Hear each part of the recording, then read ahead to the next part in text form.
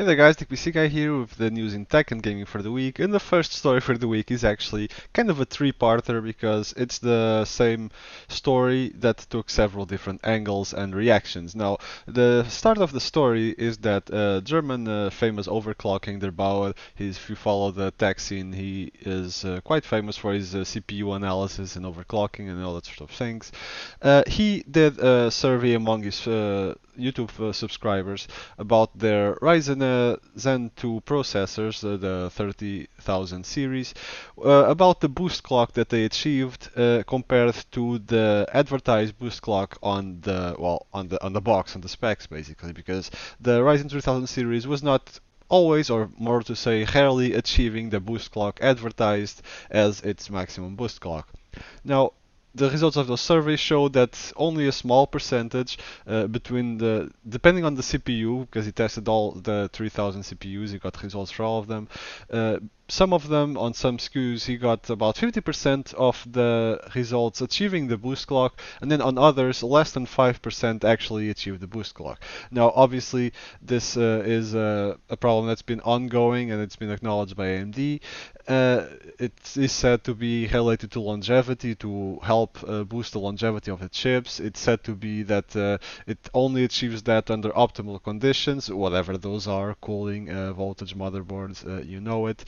There's several explanations for that. In any case, that survey was quite successful in terms of the amount of results that he got, and it was quite enlightening into what exactly is going on with the Ryzen 3000 series as far as boost clock goes. Now, the second part of that is there actually was an official response from AMD. Now, it is said by AMD that this is not really in response to that video, but the timing is too coincidental to not be. I will give it to them that they probably have been working on this for a while, but they have announced that there is going to be a BIOS update coming up around the 10th of September. Around, mind you, doesn't mean it's going to be the exact date. And that BIOS update will be helping to fix the issues with the boost clock not being achieved. So this kind of solidifies the position that the problem with the boost clock is lying on the motherboards and motherboard BIOS and not on the CPUs themselves. Possibly. We still have to look at the BIOS and see if it actually helps to make our final judgment. So keep your eyes open for a BIOS update around the 10th of September, around again. And it is good to see that people who actually pay attention to these details and do their in-depth testing and all that are taken seriously by companies like AMD, because he's not an AMD employee or tester or anything of the sort. He's purely a member of the PC enthusiast community. Sure, he goes a lot more in depth than people like me and most of us go, but end of the day, he is not officially a part of AMD or anything like that. So it's good to see that his survey is taken seriously, even if officially they say that it is not related to this initiative that they're doing to try to increase the boost clock. The third part of this news story is somewhat less sunshine and roses. Intel has actually taken the results of the Der8auer survey and used it in their own performance slides for the presentation in Berlin that's going on over the past few days. This presentation, well, if only that was the only issue with the presentation. The presentation is Intel basically touting its own horn about the release of their 9900KS processor, which they are again claiming as the world's best gaming processor, made even better. Debatable, but in any case, the 9900K is ahead of the Ryzen 3000 slightly in gaming. However, the KS does not really bring much to the table. It will give an all-core boost of 5 GHz, but then again, every 9900K can easily boost to the 5 GHz all-core even on air if you overclock it just slightly. So this is hardly an achievement, and well, I mean, I guess it's the best they can do to compete right now.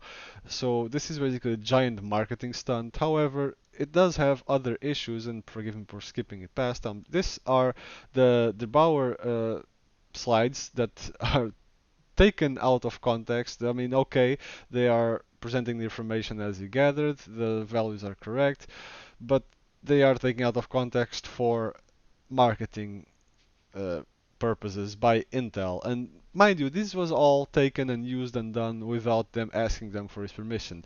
Now, they don't need it, because you could argue that it's fair use and you put the results out there and they are just showing them, so you could they have the right to use them, but still it would be nice to talk to him and ask for his permission, or at least notify him that it's going to happen, because he did not know anything about this. And then you get this performance per dollar of several generations compared to the Threadripper series, with the relative it's a relative performance per dollar. There's no values, like we don't know which CPU they are comparing here. We don't know which CPU they are comparing here. Is it the highest end ones in that series? Is it the worst one? We have no idea. And yeah, there is nothing on the slides comparing other than 1.61 times better, 174 times better. Yeah, better than what? It's just the generation name. You're not telling us which processor it is. So what kind of information is this? You also have, well, they are bashing Cinebench, claiming it's not a real world application. So yeah, what does the 82% mean? Is it 82% better? Does the Ryzen perform only 82% of what Intel does? Yeah, how are we supposed to know? And then again, then this is something that a lot of other critics have mentioned, which is they take their data from notebooks and two-in-one surveys from the Intel Improvement Program. Now, there is a lot to be said about this. For starters, the Intel Product Improvement Program is a bloatware, basically, program that just comes pre-installed with your Windows, and you have to opt in on it, and it will send information regarding what programs you use back to Intel for analysis and for them to use in improving their OS and all that sort of stuff. Now, the first thing is you have to opt in on it, so a lot of people don't have it on. Second thing is the people that actually use their desktop or their machine as a workstation to do some serious work, they will disable this by default because it's hogging a part of resources. In the background, not much, but people will probably have this disabled if they are doing serious work. That's my point. Last point, notebooks and all-in-one. So they are going for high-end performance. This is a slide focused mostly on the 9900KS, so a desktop, and they're taking their data from notebooks and two-in-one, so basically laptop, tablets, that sort of thing. Now, how is this a fair comparison? How is this representative what people do on desktops if you're taking your data from laptops, tablets, etc.? You're not going to be use a very demanding application like for 3D rendering, video editing. You don't do that sort of stuff on a laptop. That's what people have high-end systems and HDD platforms for, not for laptops. Come on. They then treat us to this one slide where they are saying that the Cinebench, this is a ranking of what applications are the most used: Chrome, Word, Media Player, Excel, WinRAR, PowerPoint, Skype, yada yada yada.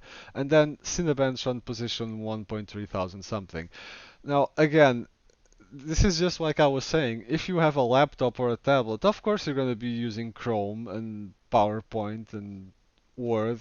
That's because that's what you use laptops for light productivity, like office work, doing your homework, all that sort of thing.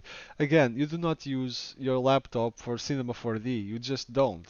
That's it's a moot point. It is not to mention that they're blasting AMD for focusing on Cinebench scores, while they were all behind the Cinebench scores while they were winning, and now that they are behind on Cinebench scores, suddenly Cinebench is the root of all evil, and we should all disregard it. And instead, we should be focused on Microsoft Word and PowerPoint benchmarks, I guess, because those are the real metrics of how good this system performs.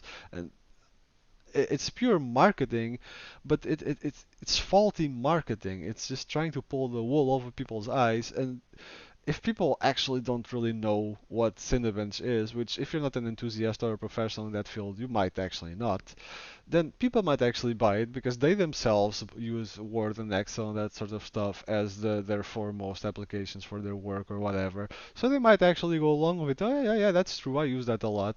And yeah, and it sucks for us that are a bit more into tech and know that Word, Excel, etc., they don't put that much of a load on your CPU. So how can you use it to measure if a if a CPU is better than another? It's just it, it's really fake and phony, and it's really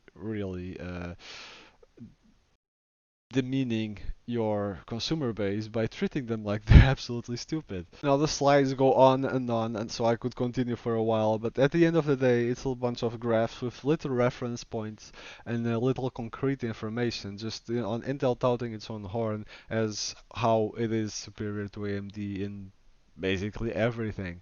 Now, it just reeks a bit of desperation and fear, to be honest.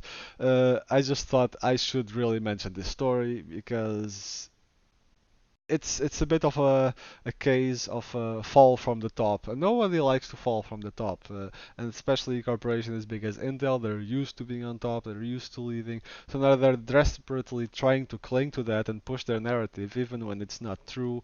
And well, most people can actually see that.